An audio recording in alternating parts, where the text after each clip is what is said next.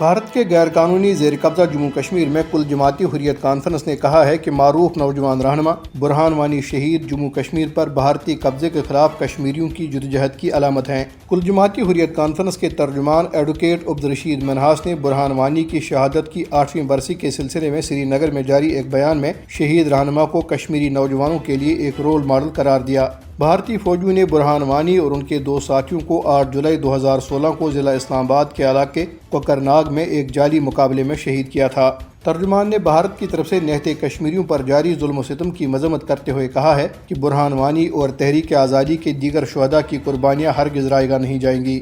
کل جماعتی حریت کانفرنس نے کشمیریوں پر زور دیا کہ وہ پیر کے روز شہید رہنما کی برسی شایان شان طریقے سے منائیں۔ بیان میں بیرونی ممالک مقیم کشمیریوں اور پاکستانیوں پر بھی زور دیا گیا ہے کہ وہ مقبوضہ علاقے میں جاری بھارتی مظالم کی طرف عالمی برادری کی توجہ مبذول کرانے کے لیے اس روز احتجاجی مظاہروں اور تقریبات کا اہتمام کریں۔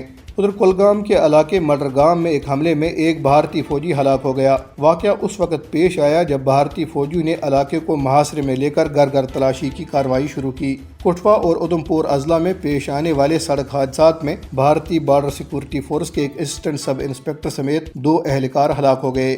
دریاسنا مقبوضہ جموں کشمیر میں کانگریس کے صدر وقار رسول وانی نے ایک بیان میں عوام دشمن پالیسیوں پر مودی حکومت پر تنقید کرتے ہوئے زعفرانی پارٹی کو اس کے لیے جواب دہ بنانے کا مطالبہ کیا۔ نیشنل کانفرنس کے رہنما آغا سید روح اللہ مہدی نے سری نگر میں صحافیوں سے گفتگو کرتے ہوئے کہا ہے کہ اگر ان کی پارٹی نے نام نہاد اسمبلی انتخابات جیت لیے تو وہ کشمیری نظر بندوں کے لیے عام معافی کا اعلان کریں گے اور جموں کشمیر کی آئینی حیثیت بحال کرائیں گے۔ مقبوضہ جموں کشمیر میں بالتھل اور پہلگام کے راستوں پر شدید بارش کے باعث امرناتھ یاترا کو عارضی طور پر روک دیا گیا ہے۔ 29 جون کو شروع ہونے والی یہ یاترا 19 اگست تک جاری رہے گی۔ بھارتی ریاست تامل ناڈو میں بہوجن سماج وادی پارٹی کے سربراہ کے آرمسٹرانگ کو قتل کر دیا گیا۔ نچلی ذات کے بھارتیوں کے حقوق کی حمایت کرنے والے کے آرمسٹرانگ کو جمعے کی رات دارالحکومت چنئی میں ان کے گھر کے قریب چھریوں سے وار کر کے قتل کیا گیا۔